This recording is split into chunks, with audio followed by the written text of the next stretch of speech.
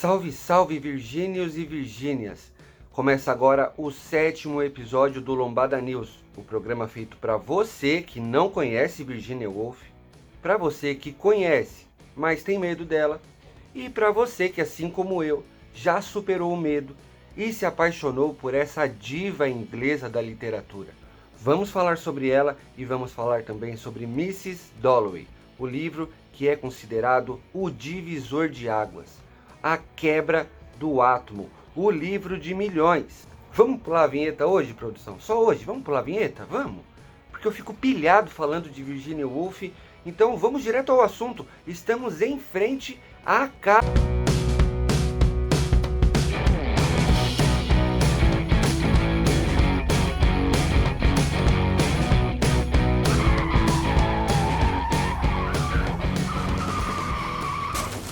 Tá me tirando, produção?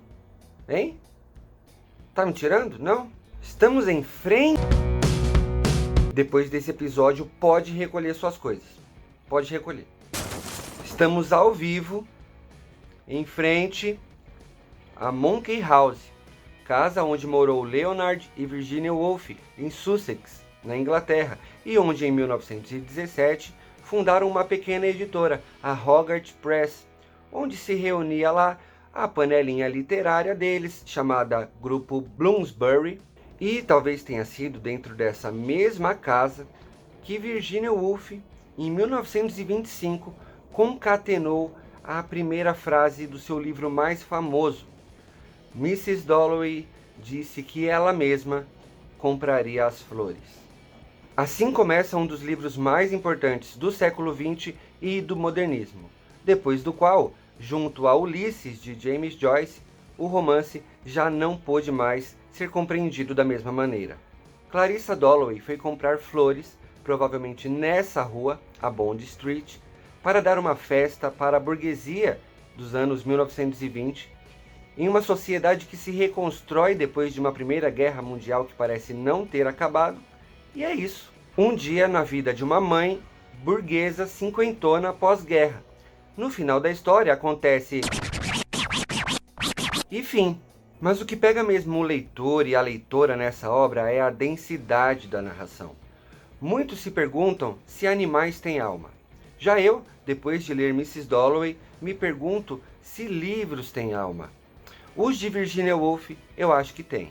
Principalmente devido à forma com que esses livros são narrados, utilizando o fluxo de consciência, uma técnica narrativa em que se traduz em palavras o ato de pensar dos personagens, que assim como de todos nós, é errante, involuntário, abrupto e ininterrupto. Coisa muito difícil. Imagina, por exemplo, tentar narrar o fluxo de consciência desse rapaz aí. Gabriel, depois que a galera começou a ir embora... Até? Tipo... Eu tô aqui...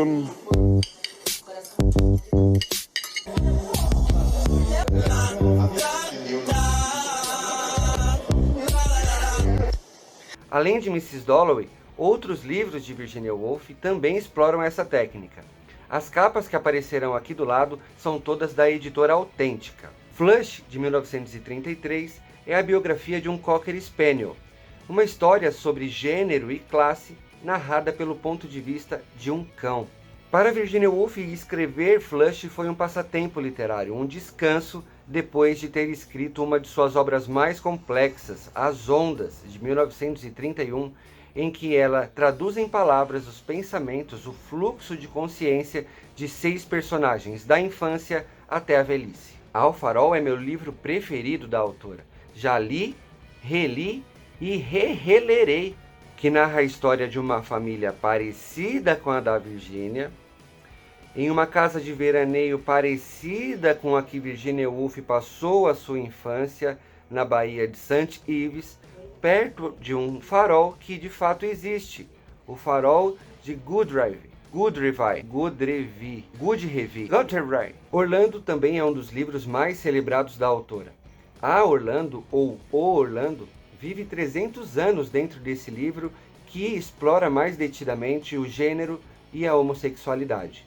Virginia Woolf teve um envolvimento amoroso com a poetisa Vita Sackville West, em quem o livro Orlando foi inspirado. Um Teto Todo Seu é seu livro de não ficção e que fala sobre a necessidade de espaço e sobre a produção artística das mulheres. Além de, entre outras coisas, criticar o fato de que na época as protagonistas femininas mais marcantes eram escritas por homens, por escritores, sendo que, segundo a autora, e eu concordo, existem coisas que só as mulheres conseguem expressar, sentir, falar e escrever. Aproveito a deixa para indicar o canal Literaturice da Mel Ferraz, que me convenceu a ler Virginia Woolf e a me arriscar entre os fluxos de consciência. Mel Ferraz, que inclusive tem uma tatuagem em homenagem ao farol, que é lindíssima. E por falar em tatuagem, no terceiro episódio do Lombada News, que você pode conferir aqui, falamos sobre as tatuagens em homenagem a Franz Kafka e a Metamorfose. Tem também uma porrada de tatuagem da Virginia Woolf? Tem também. Mas o negócio é o seguinte, quando o Lombada chegar a 2.000 inscritos, 2.000 só, eu vou tatuar a assinatura da Virginia Woolf aqui. Tá gravado, pode cobrar. Ó, e no decorrer da história do canal vou fazer esse desafio outras vezes. Pronto, vou ficar parecendo um gibi.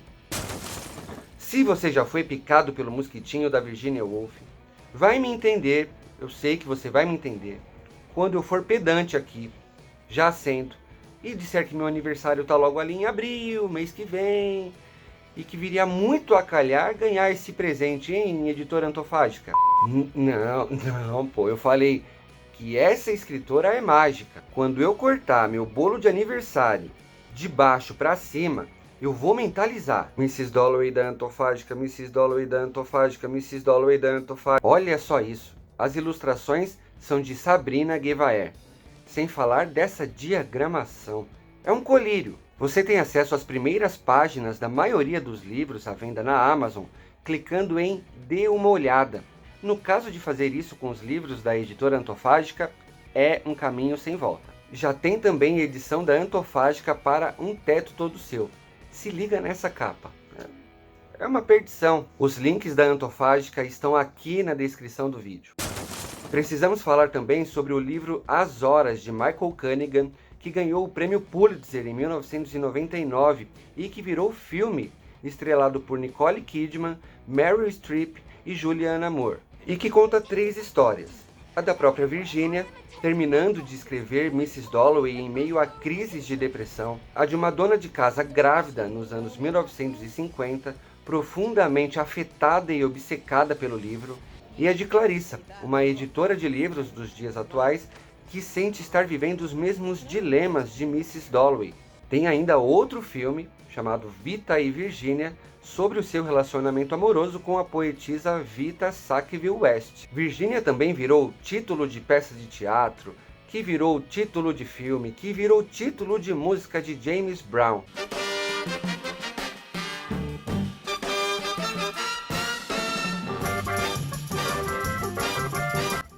Who's Afraid of Virginia Woolf? Who's afraid of Virginia Woolf? Virginia Woolf, Virginia Woolf. Who's afraid of Virginia? Expressão que vem dessa outra. Who's afraid of the big bad wolf? Big bad wolf, big bad wolf.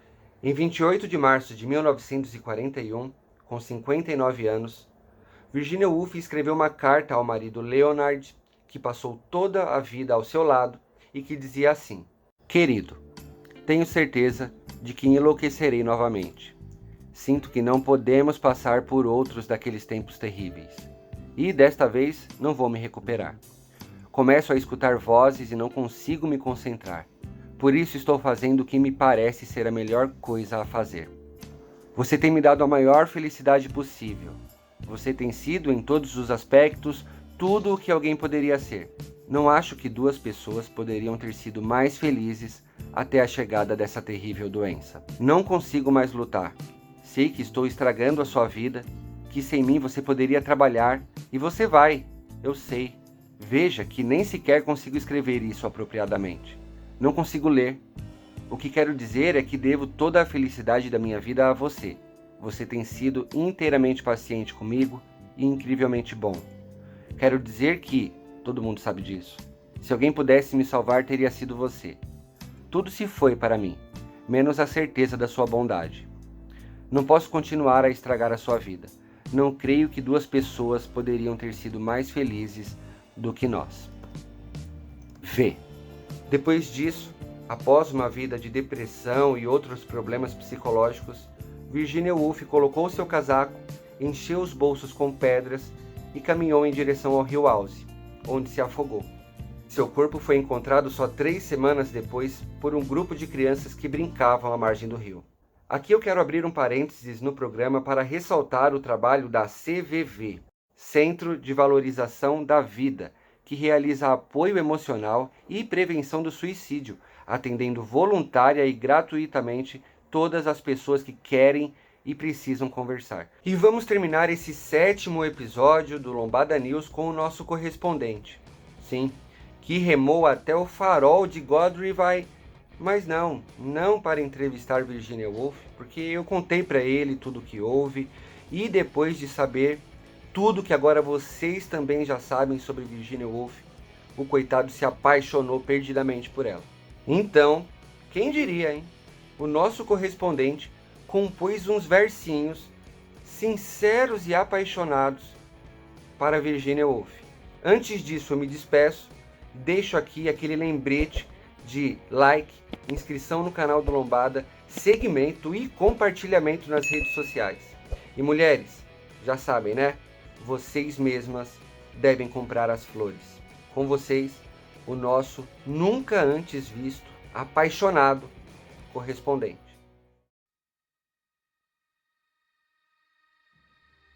Virgínia, eu não te trocaria nem por $1 milhão, nem por 3, nem por 6.